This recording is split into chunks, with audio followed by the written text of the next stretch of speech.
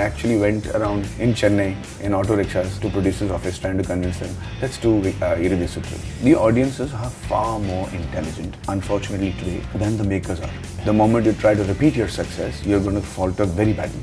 In a speech that you gave in Coimbatore, I'm going to begin with that. You said, if you look at every step in my career, I have never prepared for it.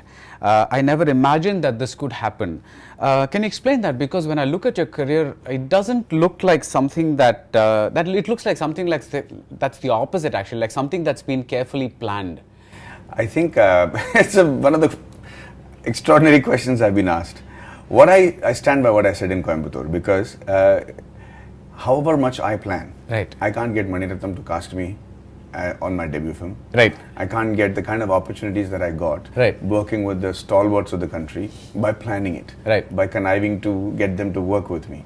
Those are the things that I'm talking about, opportunities that presented themselves. But to my credit, my preparations were right on dot for those opportunities. So be it the film with Mani Ratnam, or be it a series called Seahawks, right, or having to play an army or an Air Force officer in Rang De Basanti. Right. If I had to, after getting that opportunity, go and learn how to be look like an Air Force pilot or have the demure of an Air Force pilot, that would have been, in my opinion, synthetic for the film. Right. But the fact that life had already prepared me for it. I had been with the defense for a certain time. I had been a lecturer before. I've been in college and been in the lover boy category, getting rejected before. When you withdraw from those experiences, that's what makes it so much more, like I call, when the right opportunity meets the right preparation. So that's what I meant by it. Okay. Even now, to think that a film like Vikram Vedha will come to me, I can't design it. I can at best listen to as many scripts and then hope that a story of that caliber is what I'm able to pick up. Right. But there is no scientific method right now to put it out like, hey, listen, you know what, guys, this is the kind of story I'm looking forward to do as my next film. I want to do a romantic comedy. Does anybody have romance? That doesn't exist. I just have to, unfortunately, go in a very unscientific method and hope that the opportunity presents itself and then capitalize on it. That's what I meant. That's what you meant. Yeah. Okay. Your career has seen its ups and downs. What has been the biggest reality check for you? Before the shooting or the actually signing up of Iridi Sutru, there was a phase in my life when right, whatever I was doing was meeting with a general success. There was no exceptional appreciation or great jump, except that it does look to the audiences that it's been like I did a Rang De Basanti, a Guru, and then a 13B, and then a 3 Idiots, and then Tanu It's Manu. So it does look like it's been but in between there were films where I had lost the passion to rush out of the house or to think about a story at any given point of time, which is what I'm doing even now when I'm giving an interview to you. One part of my brain is working on my next script, and that excitement, I think, is evident in my eyes. I had lost that. My wife was the one to point that out for me. So the reality check was, how am I entering into a cruise control phase in my early 40s? That was not what I had wanted, and then I realized there was a self-confidence, which was not the right type of self-confidence. There's a comfort zone, which was actually making me decay. So I actually went out of that. I made it a point to go out of that comfort zone. One of the essential things about that comfort zone was there was enough and more money. If it was not through films, it was through endorsements. If it was not through endorsements, it was through speeches, appearances, whatever. I was able to make money, God's grace. So I first put a stop to that revenue.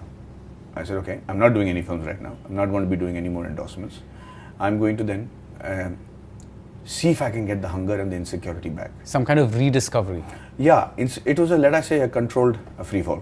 Okay. Instead of I was smart enough to get into it before it happened inadvertently, right? Right. So that controlled free fall, in the sense, going to a state where I got rid of all the corneous layer that was covering my soul. And I really mean it, not in a very philosophical sense. Right. I mean it in the sense that I needed to feel a sense of nervousness. I needed to feel a sense of, oh my God, I'm going to lose it. Okay. Which happened. Thankfully, it happened. I mean, I actually went around in Chennai in auto rickshaws to producers' office trying to convince them, let's do Iridi Sutru. Not an easy subject to sell, as was all the films that I have done in my life, from Minnale to Iridi Sutru to Vikram Vedha. Not an easy concept to sell to producers who are looking to secure their investments. Right. But Iridhi Sutra taught me that. I said, I have to bite the bullet. If not somebody else, let me produce it myself. Let me see if I can put my money where my mouth is and get even more nervous in the process.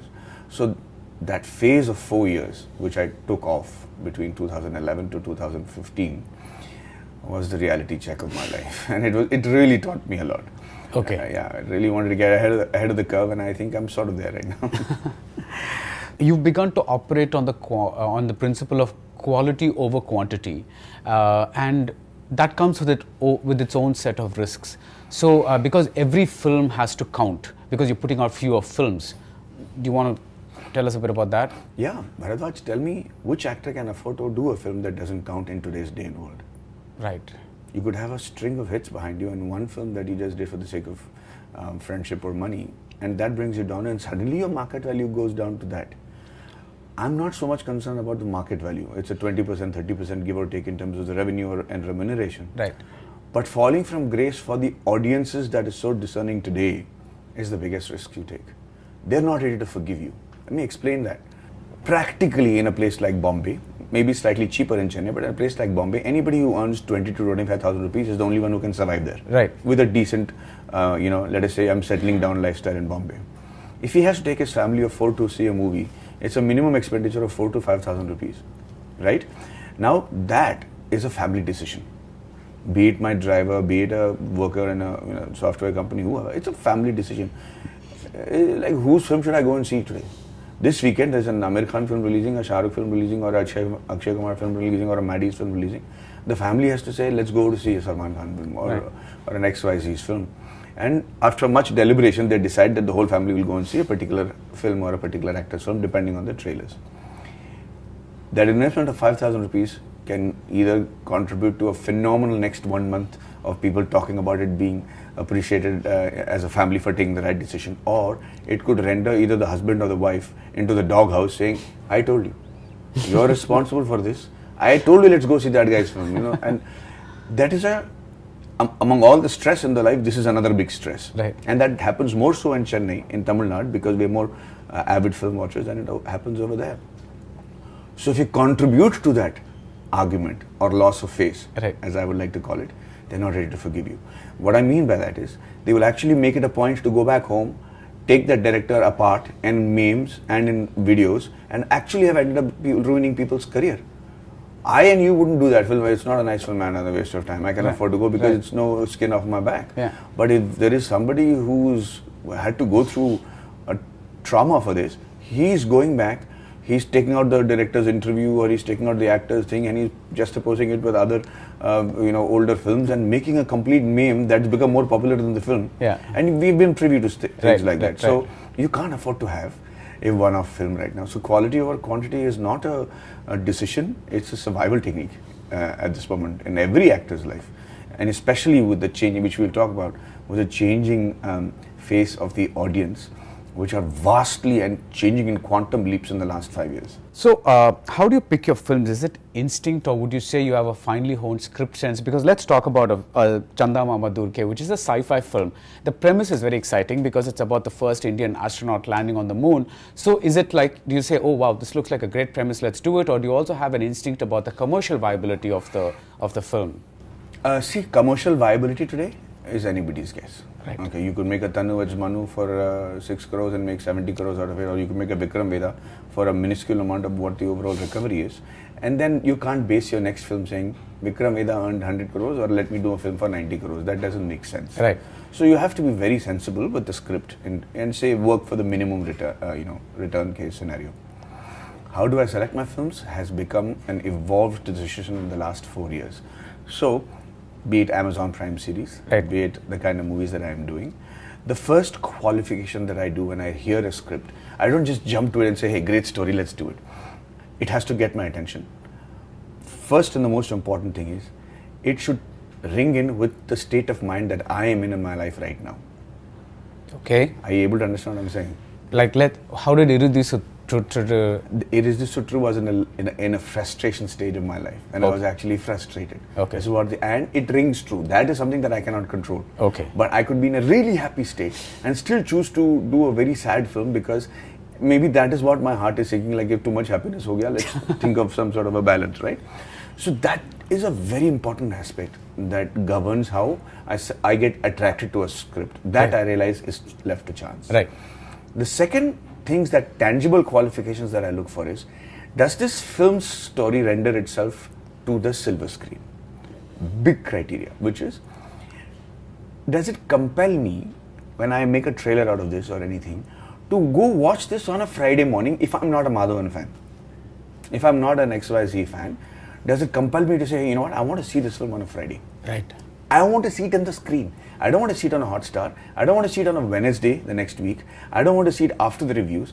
I don't want to see it after, or maybe on a pirated DVD. I want to see this on the screen on Friday.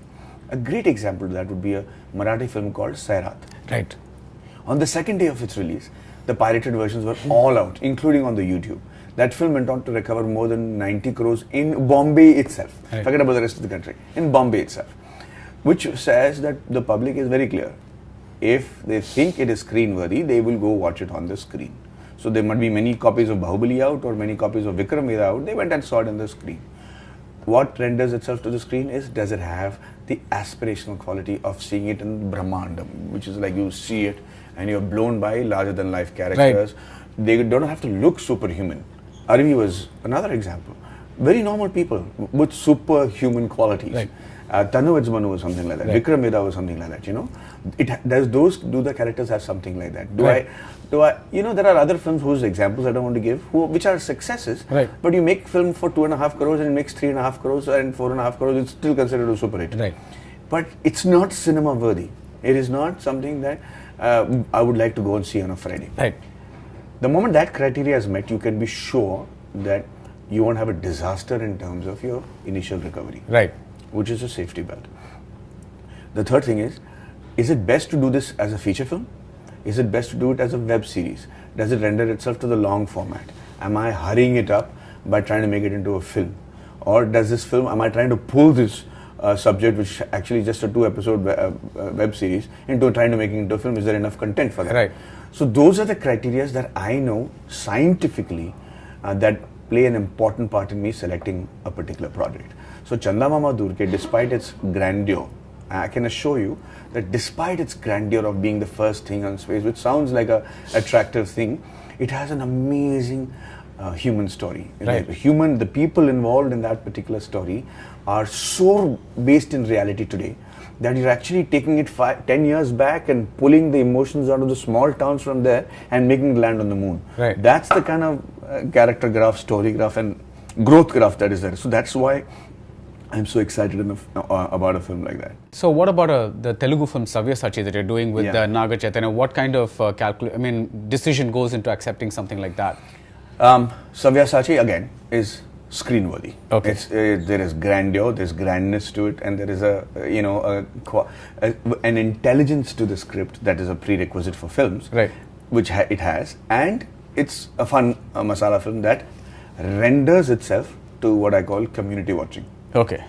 If there is a film that I want to see and I can afford to see it at home without having the compelling factor of enjoying it with a crowd of people, then I would. Sabyasachi is not one of those. It's one of those films that is yeah. And the second thing is, I haven't done a straight Telugu film ever in my life. So this will be my first straight Telugu film. And it was a short commitment, but it was also an opportunity to work with a very young and upcoming team. So it's like a guest role? It is almost a guest role, yeah. So yeah, it's not the main hero or lead or It's a negative lead if anything else, but something that I've always wanted to do, and it's been a long while since I looked not scruffy and kind of neat and clean in a film. So I somehow felt that I should indulge myself in something like that, and I'm very excited about it. Does learning a new language come easily to you, Telugu? So the competency that I have within English is not there in Hindi, and definitely not there in Tamil. So I am restricted in my performances when I do a film that I'm not very comfortable with in terms of language. Right. So even though it might come easy to the untrained eye, I'm still restraining myself because I'm not able to spontaneously say things that would come to my mind that I can do in Hindi and Tamil, that I cannot do in a Malayalam or a Telugu. Telugu, okay. And it is very important right. In today's world to be able to do that. You said once that I'm sad I'm no Shah Rukh Khan. I'm also very happy that I'm not a struggling actor. Do you think this has helped you be more adventurous in your choices? Because as Shah Rukh Khan cannot exactly go and say, I'm going to do a web series like Breathe. I think that'll change soon. That'll change very soon. If you go by examples in the West, okay, we have the top leading actors, That's all true. of them being involved in the shorter format or the longer format or the smaller format, as you can call it. Bharadwaj, the audiences, let's come to that now. The audiences are far more intelligent, unfortunately today, than the makers are, by and large. Okay. We had a time when the makers were all masters and in English and history and science, like Bharadwaj or Balachandra sir or Bharadan or all those people. They were Sangeeta Srinivasan Rao, extremely educated. So they had the ability to invest their life experiences in their movies and make those characters larger than life. Right. Today, somebody from Naikarpete or somebody from a small town in Trichur is sending me flaws of what really was a giveaway in a film like Irdisutre or what is wrong with Three Idiots. Right. They're able to actually engage you on your level of intelligence and awareness. The breed of makers today are still in their comfort zone. Now, I'm going to try and say it, and I hope people understand.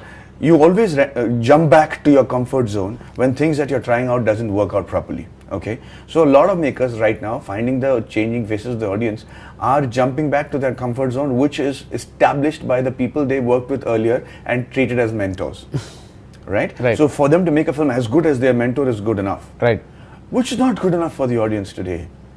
Because if I have to release Minile today, it might not have the same amount of appreciation as it did when it was released in 2012 because it was aspirational then.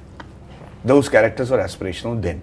If that same story were to come out, even if Tanuvaj's Manu Returns were to come out today after 3 years, I do not think the reception will be with the same excitement as it was earlier on. That audience has changed. If I have to jump back to my comfort zone and say, let me quickly make a film like Alaipaide or Minil, not realizing that the audiences that saw and appreciated that, who were at best between 14 to 24 then, after 18 years, are now in their late 40s. Right. And for them, it's like, oh, come on, really? It's going to be that. Now, the most important part is that people who are under the impression, and this is another folly of the industry, which I hope people open their eyes up to. Till very recently, till the mobile data was revealed to the audience, everybody thought the whole film was being driven by the youth. People between 14 and 22 are the ones who are going to see the movie. It is not true. The consumption of Bollywood and Tollywood, the maximum number of people who are consuming this, the age group is between 27 and 45. You mean on their phones or tablets or whatever? On any form of consumption. Okay. Is the indicator is the consumption on the smartphones. Right. But any form of it is between 25 to 45. You mean the youth goes to the theaters, but you're talking about at-home viewing? No, I'm talking about the overall consumption of film entertainment as an entertainment in the country, be it in home or be it in the theaters. The average age group is, or the age band is between 25 to 45. That's interesting. Yes. Yeah. And we all, for the last 8 years, been thinking youth, let's make it for the 18-year-old, 17-year-old. They're not compelled to, A, because maybe they're not financially that independent to go and see it themselves. Right. And they don't contribute to a large section of the audience. B and C center, sir, is pushed through in between the 18 to the 45 category. Today, Rajinikanth sir is as popular today because his band of followers who are now even in their 60s are compelled to go and watch it on the first day. So this statistics and data is very important. And so when you don't make us intelligent in a film, educated in a film, researched in a film, they take it upon themselves to amuse themselves while watching the film and taking you apart. Right. That's also an entertainment right. for them. So you touched on it before, yeah. Yes. Yeah. So that is why I'm saying that it's very, very important for makers to evolve quickly and realize that, oh, you know what, my last film, I'm telling you, Pushkar and Gayatri must be thinking today, Vikram Veda is good, it's never going to be part of my comfort zone, let me go into a different, use my talent and try and tell a story with equal aplomb, but a different subject and not rely on the success of that one. Right. I think that is what is happening. The nervousness with which I go to the set today is uncanny. I'm telling you, and I mean it on my heart, if I go on the first day, I have my assistants and spot by keeping a keen eye to know, look at the audience and look at the people in the studio and tell me if they're laughing at me, if they're raising their eyebrows, because on the first day of the shoot I feel naked. I'm sure. I keep thinking, why am I doing this? I can just retire now. I don't have to go to to do this again. It's that sort of a fear.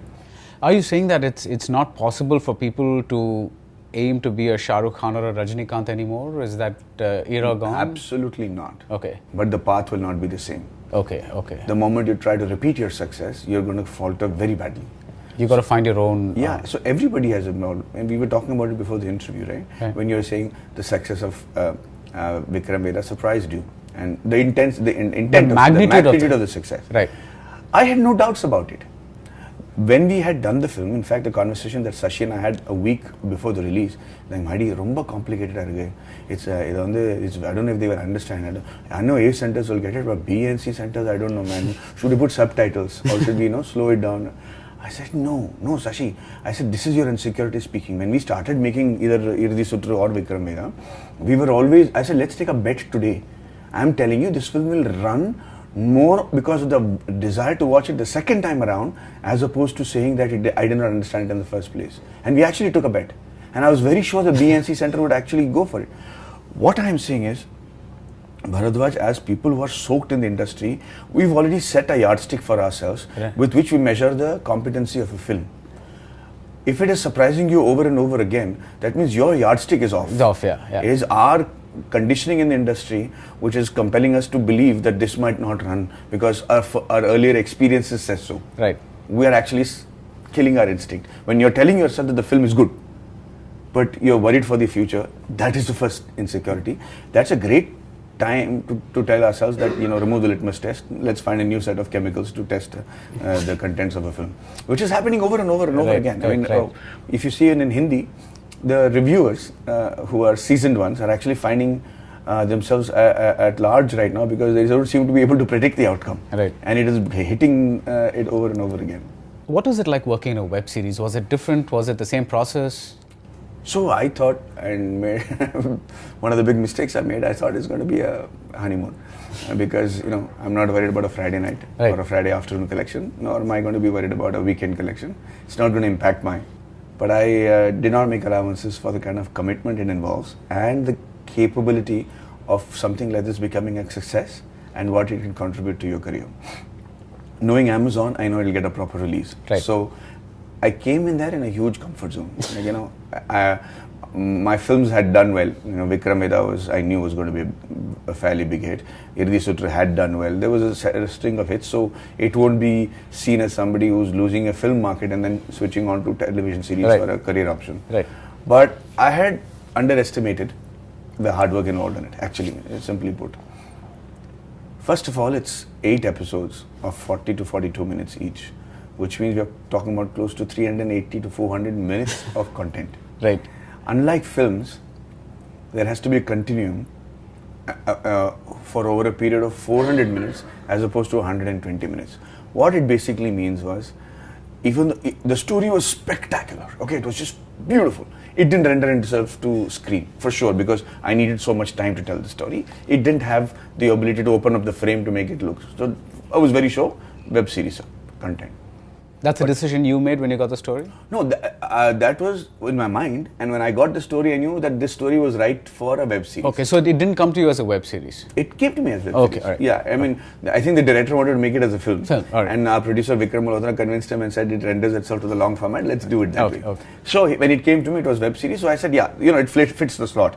It does not lack content for it to be made into a film in terms of the quantity of the content, right. And at the same time it had enough and more content for making into a crisp 8 episode series, right? But we were shooting over a period of 45 days, and I realized that my performance and everybody's performance, as a matter of fact, has to be so consistent from the first to the 8th episode that even though you're shooting the climax scenes one look on the first day and you're shooting the first episode's last scene on the 48th day, you had to keep a track of how your expressions were evolving through the series. Right. So for the first time, I was actually keeping physical notes. That this is where I left the scene off. There is a possibility that it might get edited in this expression or this expression or this expression. So the scene that this connects to in the next time, and on top of that it is linear and non-linear on top of that. So it has to connect to this scene, and this is how the eyes were at that point in time. Right. The permutations and the combinations and the connectors were like crazy, and I wasn't so sure of what I was doing. Right. I knew I was doing something special while doing it. I knew that we were onto something big if it turns out correctly.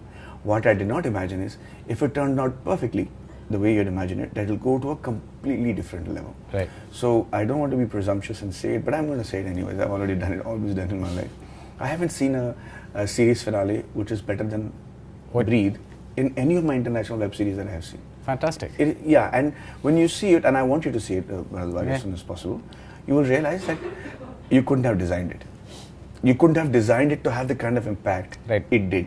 Merely. But when you do it with the right intent and you have the right people doing it, the flair of an editor suddenly matches with that of a cameraman, suddenly matches that with a background score, and becomes a rainbow. Right. And you cannot tangibly create it on paper, which is phenomenal. You casually brush aside the fact that maybe a Minnale or an Alaipai, they might not work today, but last year, you put out a picture of yourself after a shower on the web, and as they say, it kind of broke the internet. Yeah. And some of the comments by the women made me blush. So it was kind of so there's still a demand for this good-looking actor in a romantic role. I think what makes you not want to keep repeating that space every second film when you know that there is you just got proof. Yeah, you're very kind, but I don't want to be carried away. See, the thing is, to look like that in one frame is easy. To look like that throughout the film and to have the same, let us say, I'm trying to find the right word here, but to find the same enthusiasm in your body to carry off that youthful look might not be there. And it's not there, definitely not there with me right now. I can't run as fast as I could run when I was in Minnale. I don't think I can dance like that anymore. Not that my dancing skills was anything to write home about. But the overall package should be convincing enough.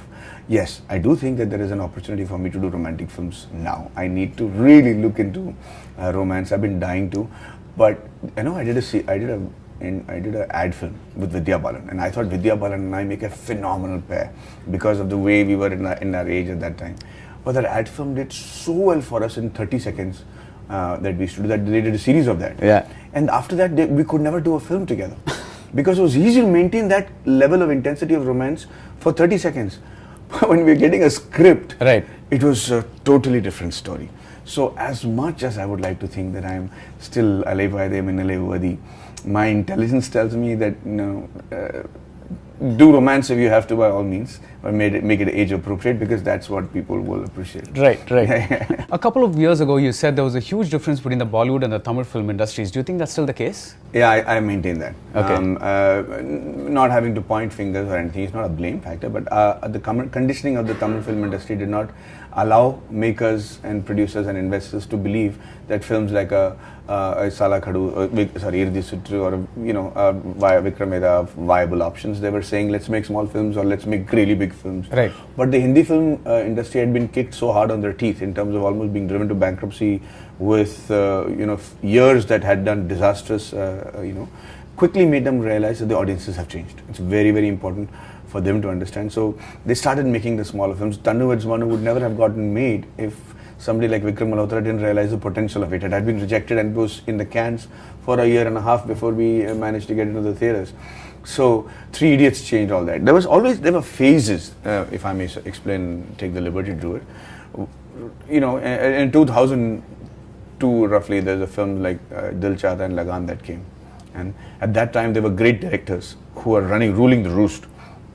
And those two films came. They changed the face of the audiences, who said, if you can make this, keep making things like this. Right. So those stalwart directors suddenly lost their market.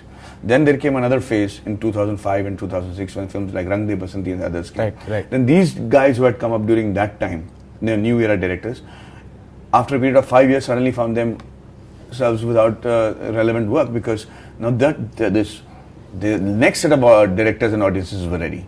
Now then you had Three Idiots come in within the next 3 years, and suddenly those directors became irrelevant. Now if you look at the span with which these directors and producers were becoming irrelevant, the time gaps is reducing, because you're saying, I don't want to put that much hard work into content and research, and let's just do quickly and make it. Some continue to make it, but yet others were being rendered obsolete. So when I say that there was a huge difference, they realized that was happening. They realized that is the Hindi film industry. Hindi film industry. the Tamil industry was very happy. So there were producers who were there and then suddenly they were not there. There were production houses that were there and suddenly they were not there. There were big corporates coming in with lots of money and suddenly they were not there. So though the modus operandi was becoming more modern, the content and the people creating that content were not evolving hard enough. And that was the biggest difference that I was seeing between Tamil and Hindi. So if you look at the last 8 years, the historical hit, things that go into the archives are very few and far between. Whereas in the Tamil film industry, okay, and that we used to be the content leaders in the country. People looked to us for directions. So that became less and less. The extent of hits where people celebrated it for over 100 days almost actually became non-existent. I mean, we were trying our best to say 100 days. Minnale was one of my films that I remember. It went for 100 days. Run was close to that. After that, true 100 days where people celebrated the film were few and far between. Okay. So people trying to make those kind of changes are now coming in. In the last 3-4 years, I see the kind of films that are being made, and it's wonderful. At one point of time, Malayalam industry was ahead of us. The kind of content they were making. So I really think that we are one of the best in the world in terms of creating content. You're again talking about the Tamil industry. I'm only talking about the Tamil industry. Okay. I think we're one of the best in the world. If we are able to, the kind of nuances we're able to bring out to cinema, very few people can consistently like we used to. And you keep track of what's happening here and all that? Yes, I do. I don't say I will. I watch all the films, but I mean, I keep track of it because this is where I swim. Right. This is my market. I need to know it. So again, you kind of swim in both markets. So that's why I was kind of, It's the rules are the same. Okay. Thankfully, maybe earlier on it was different. Right now, those rules are the same. I can assure you that as my personal friends in the industry, the top actors are now saying, what the hell do I do next? What is it that's not going to at least bring me down from where I am? What do I have to do next?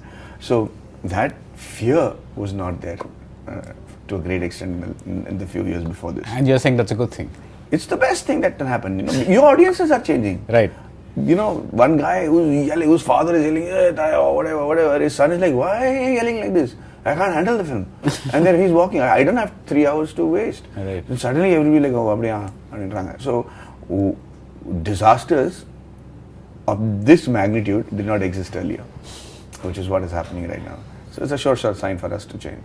So another really interesting thing on the Hindi-Tamil thing that I found is it's a bit of a one-off, but it's interesting to talk about Dhanush's acceptance in Ranjana as not a Kamal Haasan and Ek Duje Ke Liye kind of South Indian speaking like pidgin Hindi kind of thing, but as a regular North Indian character. Do you think audiences are kind of right now they're saying, I don't care where you're from, as long as you deliver, you give me like good work, I'm not going to differentiate where you're from? Absolutely. That is, we've been discussing this right now. So all the preconceived notions about what a basic requirement for acceptance, either in the form of a hero's look or character or personality or language, don't exist anymore at all. Okay. So there is no need for Kolavaridi to become a worldwide rage. Forget about Tamil rage, worldwide, right? Right. So where is the language barrier there? Where is the your background there? Right. Ranjana also, but he was somebody who was a Tamilian, who was a South Indian in Ranjana. No. Yeah. He's a South Indian. I forgot. Right, he's a South Indian, but he born and brought up in Varanasi. Okay. But he's still a South Indian. Yeah, so that was a director's way of justifying the accent. Yeah, right. That's the only thing. But it wasn't. There was no fear of acceptance at all. I don't think Kamal sir or Rajini sir got accepted or their films did not work because of their background. Right. Because if you look at Bombay, who's a Hindi-speaking guy? Yeah. I mean, which of them are not from outside Bombay, or who is actual Hindi-speaking Lucknowi Nawabi son or a Bihari boy? Everybody is from a different state, right? And they are all contributing. So if you take Sanjay Leela Bhansali, or you take Deepika Padukone, or you take Shah Rukh, Salman, Ajay, they are all from different parts of the country that have come in. Maybe Hindi is their first language. Right. Thankfully, it's an area that I grew up in, so my Hindi doesn't have a hint of a South Indian to it. And secondly, I had a distinct advantage because I had an already established market in Hindi before I became a Tamil actor. So I was running the risk of either being said, you're actually from Bombay, aren't you, in Chennai, and from Chennai guy saying, Bombay guy saying, you're actually a Madrasi, aren't you? So it's, but I don't think the audience cares. Audience cares anymore. Yeah. Let's end with some nostalgia. Okay. Your first major screen role, Shanti Shanti Shanti, the Kannada film. This is the 20th year. Oh, really? Yeah, It was 1998. 98. So this is the 20th year. Yeah. So it's been 20 years. What's the difference between the Mario of then and the Madhavan today? 20 kilos, 20 years ago, I think, easily. Shanti Shanti Shanti was, my first, actually my first screen appearance was a Hindi series called I think the major... Is Raat Ki Subah. But, an extended role Yeah.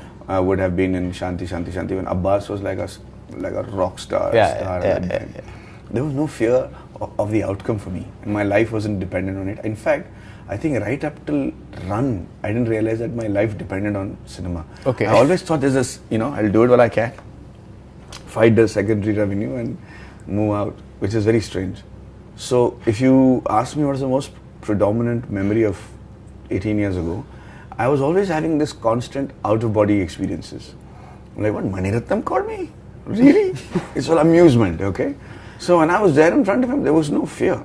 It was still in my mind like, are you kidding me? Is this really happening? While I'm shooting it, I'm surrounded by P.C. Sriram, A.R. Rahman, Sabu Cyril, Shalini, Mani Ratnam. I mean, the who's and who of the Indian film industry were there, and I was the center of attraction doing my scene. My first scene was where I had to do a single shot scene of looking for my wife Shakti in a house, and P.C. Sriram at that time, no dollies and stuff, was following me on a crane. It was an out-of-body experience. It's like, what? And Mani sir saying okay to the first shot. I was like, huh? Really? So, somewhere in between, I think the desire to wanted to keep doing this again was the only reason I started accepting more Tamil films. So when somebody came and said, do a film called Yennavale, it's going to take you to the B and C centers, I was gullible enough to think, oh, let's do that. But somewhere, my survival instinct said, step back and say, hey, you know what? These kind of stories are what others think you should do. But Minnale is the kind of story that I think you should do for yourself. And Mani sir had told me that. He said, no, make 4 films for others, make 1 for yourself. So when I took Minnale, and another nostalgic memory, Gautam and I would actually, after the super success of Alai Paide, I would sit behind on his motorcycle and go from producer to producer, saying, I want to do this as my next film. And they'll say, yeah, sure. They'll take the script. And he had a bound script. He had a fully written script at that time. And they would say, good. And then they'll say, Gautam, 1 second, can I speak to Madhavan? And they'll say, here's your advance. Do a film with such director. We've already signed him up. We can do this later on.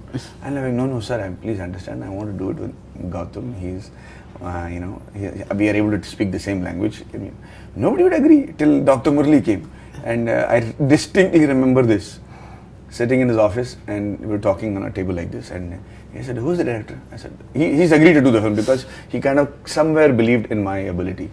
And so Dr. Murli says, who's the director? I said, he's a new guy, sir, Gautam Menon.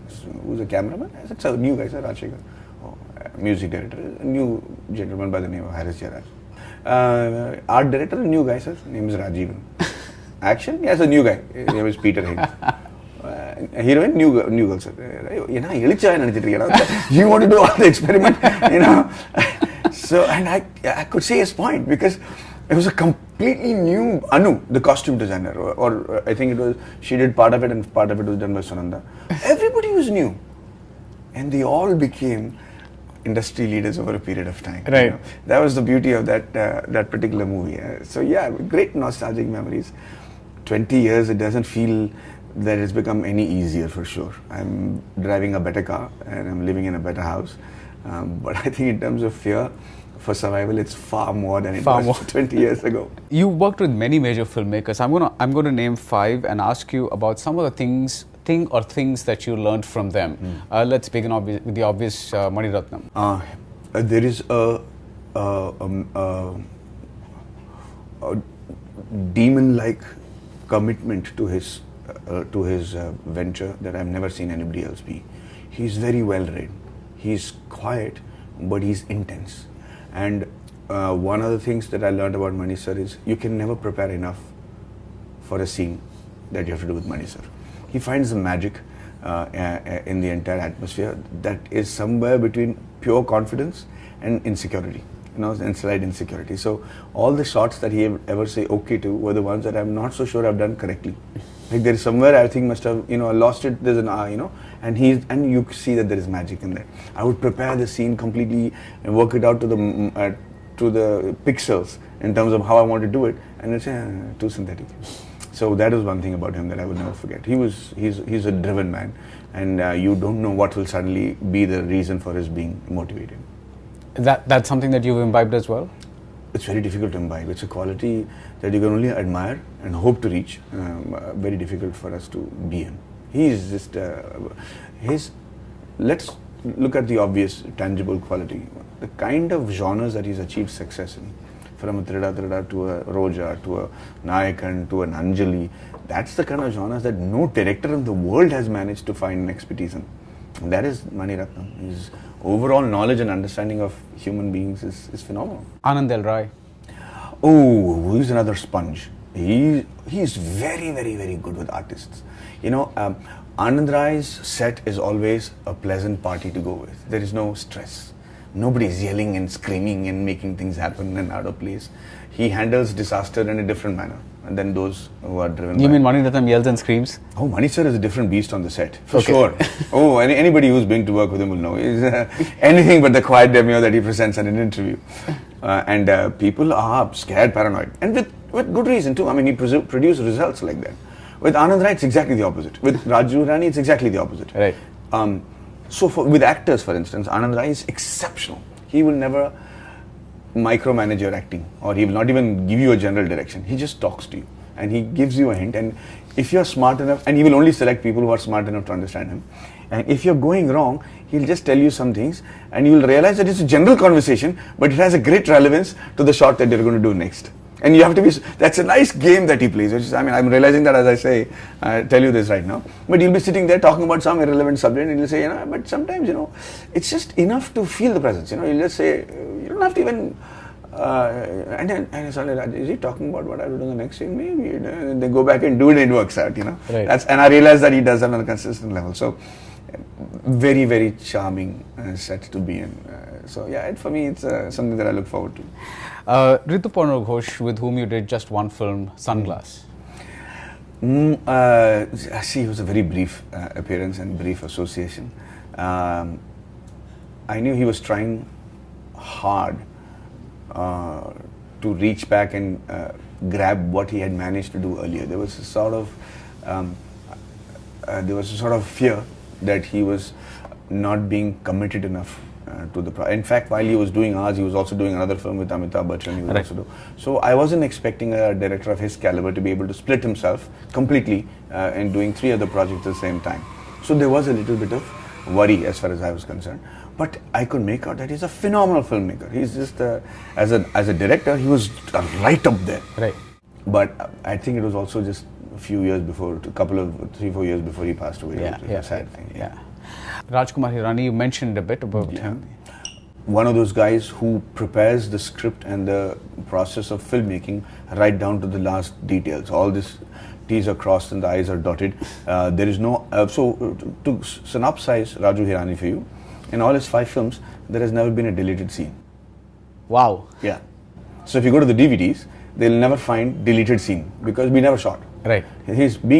Primarily being an editor, he writes what all has to be written to that particular scene, and then he makes an essence of it, and then he compacts it so that one word will give you the connectivity to the next scene, and it's beautiful to see that pattern flow when you're doing the characters. There's a freedom as an actor that you don't necessarily have to worry about because he casts correctly, right. And once you're in place, he'll by and large allows you big bandwidth to perform in, and they're not very, if you look at Raju Hirani's film, they're not highly intense character-driven films. They're screenplay-driven, story-driven. Right. So you have the liberty to, go one way higher or lower than that, and it still works and without being a fault. Right. So, and a lovely guy, so great guy to work with. And Kamal Haasan, even though you've acted in, the films that he wrote rather than directed. Oh my God, he's a completely different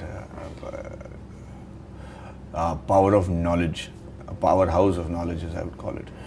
His commitment to cinema is so absolute that it's almost frightening. I don't think anybody can be that committed. He has no life apart from cinema. You know what I mean? You know what I mean. You won't see him out partying or being a parent or you know, unless compelled to do an endorsement or anything else. But all his life, it's only cinema. You talk to him, I dare you to have a conversation that doesn't you know, spiral back to cinema. So that sort of passion and romance that he has for this medium is you know, very evident when you work for him as well. What shocked me when I was doing Unbased Cinema was, I thought that I'm also, I'm not as good as him, but at least I have a certain innocence with me, with which I could do, and he appreciated that. So there had been many times while doing rehearsals, during Unbased Cinema, or even the last film that we did together, Madhavan, where I would say, he would look at it, he'll do the rehearsal, and then he'll come back and he'll look at me, and then we'll do the take. And in the take, I'll look in and say, what happened? I said, sir, I thought the rehearsal was better. When you looked at, hey, let's do one more. That I didn't expect Kamal sir to do. I didn't expect that I would say it to him, because it was blasphemy to tell him how to do work. But I learned that day that you can never be so committed to, you know, so involved and so good that you can't take suggestions from people who are like nobodies. Right. And as far as I was concerned, I was a nobody while I was doing Unbased Cinema. But the amount of respect he gave me, the amount of space he gave me to perform. I got the award for the best actor for Unbased Cinema, the state award for best actor. How magnanimous can that get? So if you ask me why I do a film like a Tanu Manu or a Vikram Veda or Iridhi Sutru, where I'm taking the back seat as the main lead, it is because that is what I learned from Kamal sir. When the film has to do well, just take a back seat, let the guy who's supposed to. Amir does that. Right. He does that in Rang De Basanti, he does it in Three Idiots. When somebody has to perform, they have to perform. So there was no insecurity. All the insecurity as I had as an actor was thrown out because of somebody like Kamal sir. Finally, Madhavan, who's the one person that's inspired you the most from within the industry and from without? Okay, so with no disrespect to anybody, but one of the gentlemen that I can't imagine being like, and I want to be like that, because he's as relevant today as he was when he started off his career, which is, I think, the biggest blessing you can ask in this industry, because the fall of grace is the biggest curse that you have to handle. And you spoke about that a lot. Yes, yeah. And I think Mr. Amitabh Bachchan, the ability with which he's managed to do age-appropriate roles, the fact that he's still giving young actors a run for their money, he's maintained his own dignity and style. He is one man who inspires me greatly. I mean, I'm not prone to falling at people's feet ever, except my parents. I'm a different, you know, my whole idea. But with Amitji and that family, there is a, you know, I would with all my heart touch his feet, because I really wish to be a fraction of what he can be. Professionally? Professionally, absolutely. And personally? Personally, my dad. My dad. Actually, it's not. My dad and mom are, you know, great inspirations simply because I'm an actor. You know, I have all the trappings of a celebrity with me, and they have a sense of withdrawal, at the same time a great pride and dignity with which they live about who I am. So they would never want to miss a cue because they're my parents. And if I'm on the airport and I'm being ushered in because I'm creating a chaos because of the fact, they'll say, no, Hugo will come on the line.